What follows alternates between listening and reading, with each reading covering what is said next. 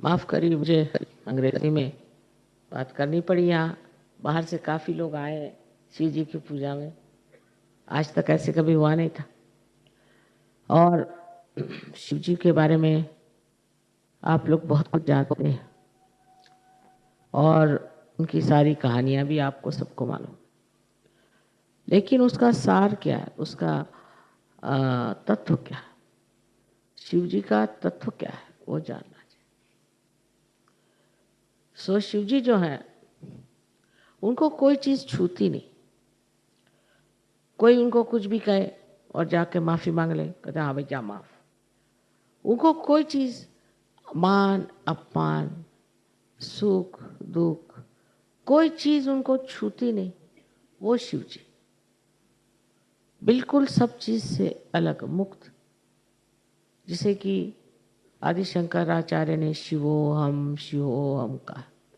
तो पहले आदि शंकराचार्य के समय में शिवोहम की बात हो रही थी।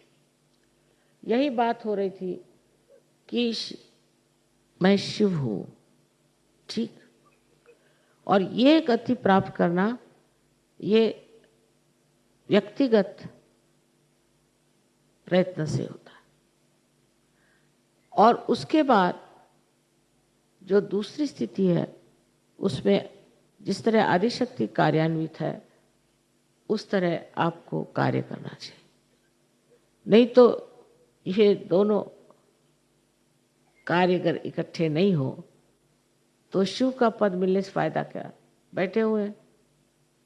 अगर शिव ही सब कार्य कर सकते थे तो उन्होंने आदिशक्ति को क्यों बनाया और आदिशक्ति से क्यों कहा कि आप सब क्रिएट करिए, ये करिए, वो करिए।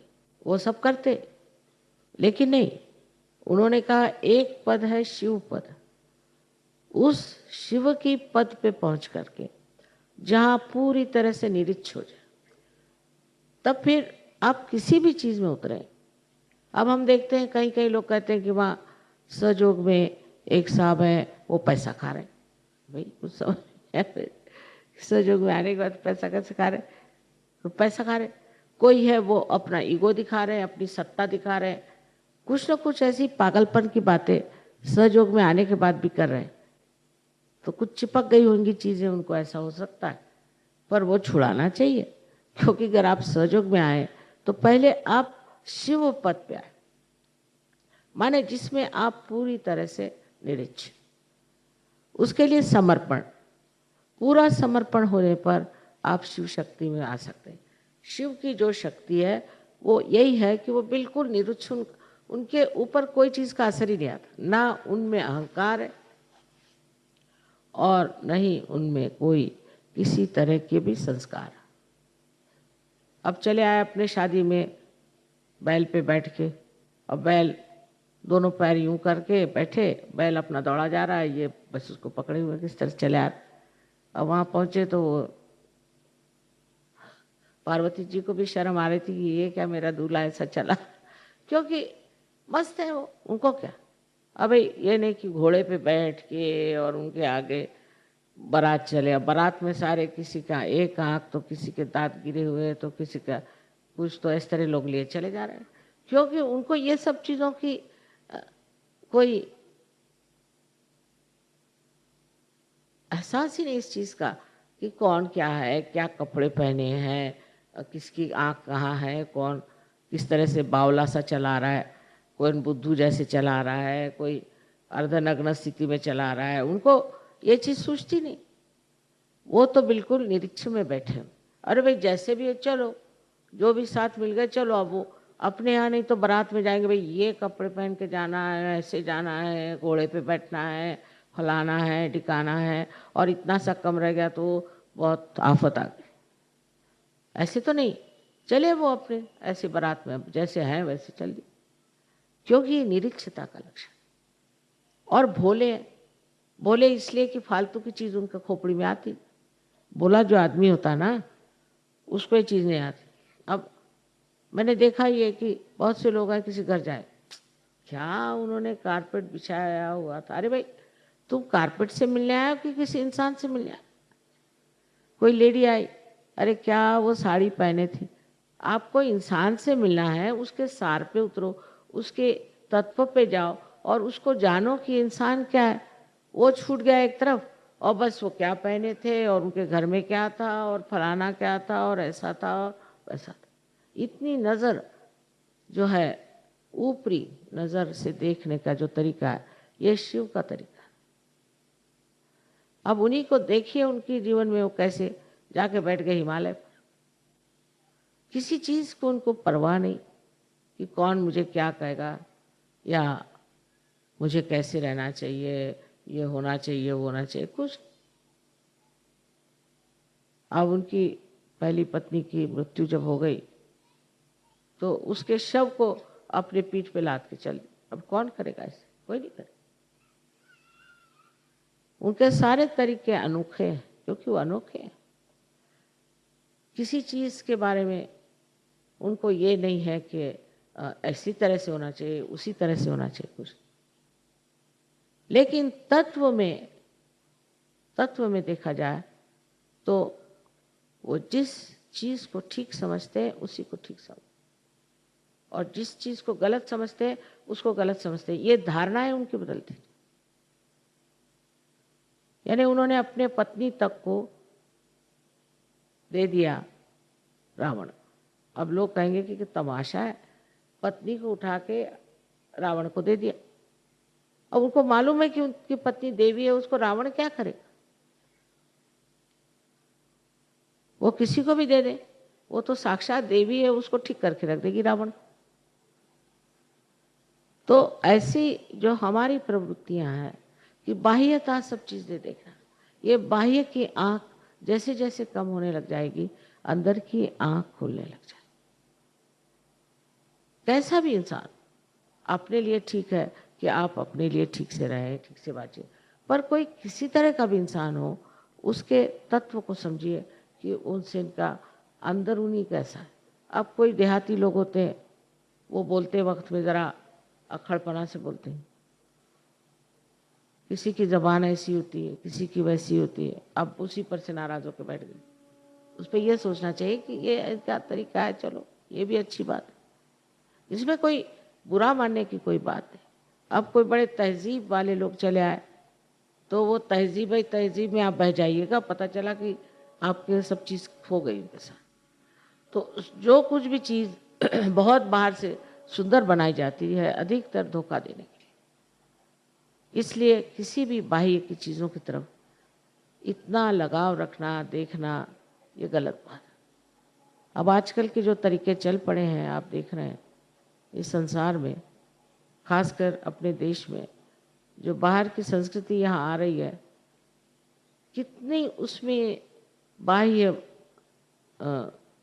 दृष्टि है लोगों की, कितनी है। नहीं तो अगर नहीं होती तो ऐसे सब नहीं रहते। गांधी जी थे बेचारे, वो अपनी धोती पहन करके पहुंच गए लंदन। अब उनको कोई कहेगा कि लंदन में वहाँ तो 3 पीस सूट पहन के जाना चाहिए, ये कैसे पहुंच गए? पहुंच गए, जिसको जो कहना कहते।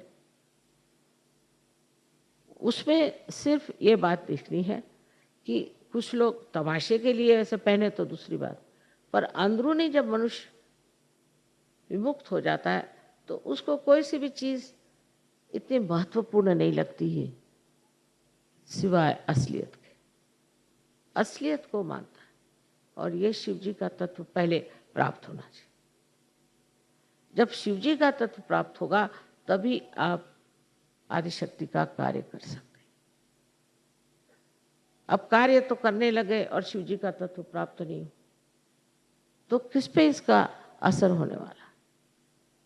आप स्वयं शिव हैं और फिर जो कुछ कार्य कर रहे हैं वो कितना सुंदर हो सकता है।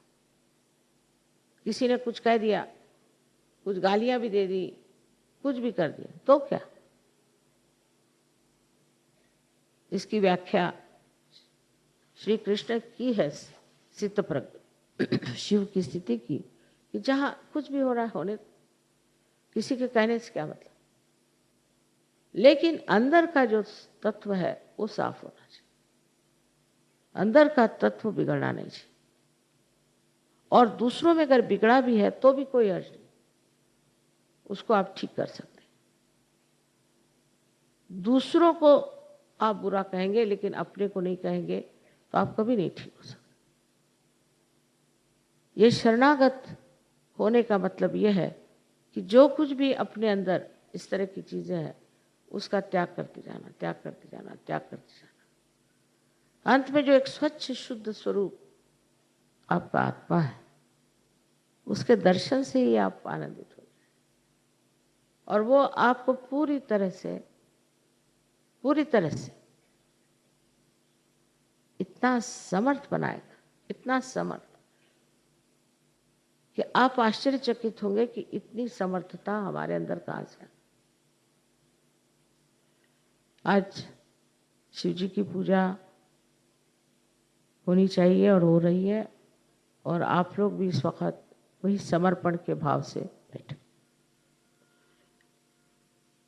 और जो समर्पण का दूसरा हिस्सा है जिसमें कि हमने ये पाया है हम आत्म साक्षात्कारी हैं, हम लाखों में एक, ये हमें प्रदान हुआ है, आशीर्वाद मिला है और हम इसमें कितना योगदान देते हैं, कितना कर पाते हैं, इसका भी अंदाजा लगाना चाहिए। ऐसे तो आप लोग वाकई मेरी तो कल्पना से बाहर है, क्योंकि मैंने कभी नहीं सोचा था कि इतना परिवर्तन मनुष्य में आ सकता है, कभी नहीं समझा था। उस हिसाब से तो इतना कार्य हो गया है सारे विश्व में कि बहुत आश्चर्य होता है और बहुत समझ की बात है कि लोग जो कि बहुत गलत रास्ते पर खड़े थे, जो बिल्कुल विनाश की ओर जा रहे थे, वो उठकर खड़े हो गए और वो आज हमारे साथ है। कितनी बड़ी चीज है जो शिव का प्रदान, हमारे हृदय में उनका जो प्रतिबिंब आत्मा स्वरूप है, उसका ये महान आशीर्वाद। और इस आशीर्वाद से आप सब प्लावित हैं। बस अब इसको बढ़ाना है, समर्पण से बढ़ाना है और फिर सामूहिकता में इसे बांटना है। ये एक इंसान के लिए नहीं, ये एक उत्थान के लिए नहीं, ये सबके उत्थान के लिए है। आज जिस कगार पे हमारा विश्व खड़ा हुआ है उससे हमें बचाना है, पूरी तरह से बचाना है। और ये आप लोगों की जिम्मेदारी है जो सहयोगी, जिन्हें अपने जीवन में, अपने अंतर में, व्यवहार में, हर चीज में सहज को देखना आना चाहिए। सबको मेरा अनंत आशीर्वाद।